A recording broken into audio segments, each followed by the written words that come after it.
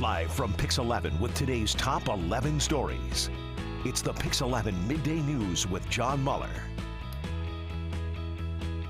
Good afternoon. Welcome to Midday with me, John Muller. Here are your top 11 stories on Pix 11. Number 1. Actor Cuba Gooding Jr. in court today in his groping case. His attorneys asking the judge to dismiss the charges, citing witness affidavits that say it didn't happen. The judge did not rule, instead gave prosecutors until July 17th to respond. Now, Gooding is being accused of grabbing a woman's breast at a rooftop club that happened earlier this month. Number 2, the Connecticut man accused in the disappearance of his estranged wife spoke publicly for the first time today. I just want to tell my children that they're constantly on my mind and that I love them and I miss them very much. Fotis Dulos in court fighting for custody of his 5 kids. Dulos and his girlfriend charged in the disappearance of his wife, Jennifer. His attorney says Jennifer may have carried out a, quote, revenge suicide. Police say Dulos and his girlfriend were seen on video disposing of items with Jennifer's blood on them. He's due back in court on August 2nd. Number 3, in Brooklyn, a teen is in the hospital after being attacked with a hammer this morning. This video here coming from the Citizen app. Police say the assault happened in Coney Island near East 17th Street and Quinton Road. The suspect, a 13-year-old boy, is still at large. He was last seen wearing a white shirt, blue and red shorts. All right, story 4, let's talk about the weather. It's the last day of school and it feels like summer outside. Mostly sunny skies this afternoon, slightly lower humidity levels. Sunshine, very warm temps continue on Thursday, highs near 90 degrees. Friday is going to be sunny early. That'll be followed by increasing clouds later in the day with some higher humidity. Well, the primary race for Queens District Attorney, it's still too close to call. Public Defender Tiffany Caban has a slight lead over Borough President Melinda Katz with 99% of the precincts reporting. Pix 11's Anthony DiLorenzo has more from Astoria. Today, Tiffany Caban is claiming victory despite 3,400 absentee ballots that have yet to be counted during a race that is so close to call, in fact, just separated by 1,100 votes. A contest of the criminal justice reformers has Tiffany Caban leading Melinda Katz by a razor-thin margin this morning. However, the 31-year-old public defender, backed by the progressive movement, is claiming victory. They said we could not win.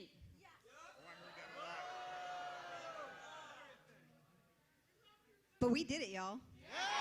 Caban expects to be the first new DA in 3 decades and the first woman succeeding Richard Brown, who passed away in May.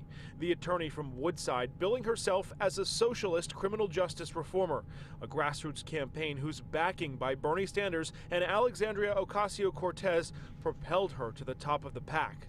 I ran because for too long, too many communities in Queens haven't had a fair shot in our criminal justice system.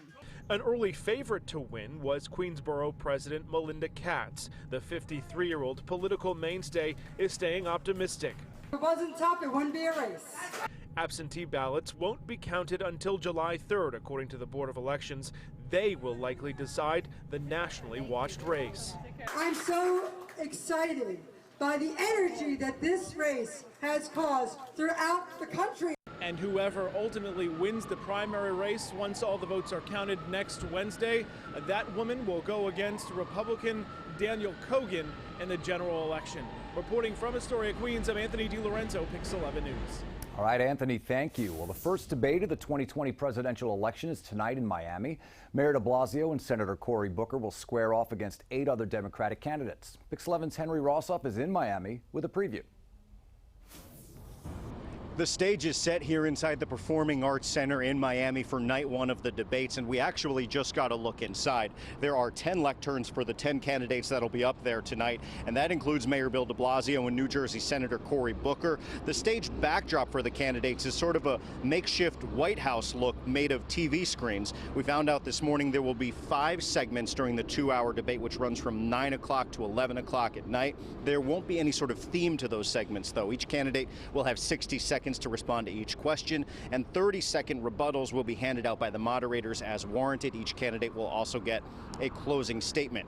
We're anticipating questions about the immigration detention camp funding, which has become a big topic of conversation in Washington during the last few days, as information about disturbing conditions in the camps has emerged. There's also news that Robert Mueller will be testifying before Congress. That and the idea of possibly impeaching President Trump are likely topics of conversation tonight, and we'll have all of it for you coming up on the Pix 11 News at 5 o'clock and, of course, across all of our social media platforms. In Miami, Henry Rosoff, Pix 11 News. All right, Henry. Well, a brutal robbery in Queens. A convenience store worker was choked and stabbed in the neck. This happened earlier this month on 63rd Road in Rego Park. The victim was put in a chokehold and then dragged to the floor as a second man snatched $2,200 from the cash register. The second man has been arrested. Police still looking for that first suspect. Number 8, the Newark police officer charged in a fatal shooting is speaking out for the first time. Officer Giovanni Crespo joined other officers in a police chase back in January. He opened fire on 2 men in a car, fatally shooting the driver and wounding the passenger. Crespo's charged with aggravated manslaughter. Number 9, the rent is going up for millions of New Yorkers. Board voted to on rent-stabilized apartments. 1-year leases will increase 1.5%. It'll be a 2.5% hike on 2-year leases. It takes effect in October. Well, place your bets, unless you live in New Jersey. The Garden State will not allow betting on the Nathan's hot dog eating contest this year. Gaming officials shooting down requests to allow gambling on the July 4th competition in Coney Island. Joey Chestnut, who has taken home the mustard belt the past 3 years, is a favorite to win again this year. Finally, from the Pix 11 archives, happy birthday to our parent, the New York Daily News. The newspaper that founded Pix first hit the presses June 26th, 1919, 100 years ago today. Back in 1995, they left the famous Daily News building in New York. We stayed behind. We're still here today. Here's a look at that day our parent left home. 11 alive. Well, it's the end of an era for New York's hometown newspaper. After 65 years, the Daily News is leaving this landmark building where we're speaking to you tonight. It bears the Daily News name, and they're moving to a new location across town. Ed Miller has a report on moving day. They're packing and taping, sorting and filing, notepads and phone numbers, pencils and books, 4 million photographs and thousands of boxes. The Daily News is moving from the landmark Art Deco skyscraper it built back in 1930 to an office building on 33rd Street and 10th Avenue, leaving behind in the lobby the huge globe that Superman made famous. These old photographs show workmen putting the world together, much the same way the reporters upstairs have been putting it together for readers to understand for more than half a century. I miss the foreign tourists who come to the globe downstairs because it's like in all the tour books, and it's just like the center of the universe in one sense. It's kind of neat. The Daily News itself isn't going anywhere. It'll still be at your corner newsstand tomorrow morning. It's just going to be written somewhere else. While it's not as traumatic as the Dodgers leaving Brooklyn, they're still saying goodbye tonight to a lot of history. This old worn-out typewriter, discarded now in a corner, pounded out decades of stories and headlines. Stories so big, editors demanded to stop the presses. Bill Gallo was here as a copy boy when the Japanese bombed Pearl Harbor. Where is Pearl Harbor, everybody was saying. Where is Pearl Harbor? And then we realized in a very short time that we were at war. Nostalgia is one thing, economics something else. I think it's cold reality more than anything else. The newspaper business is changing. And you need to cut costs, you mean? Yeah. And it's expensive rent. Yeah. Managing editor Art Brown putting the move in perspective tonight, saying, we say goodbye to a building, but we salute the characters who moved with us. Ed Miller, Channel 11 News at 10. Wow, what memories, and that awesome globe is still in the lobby.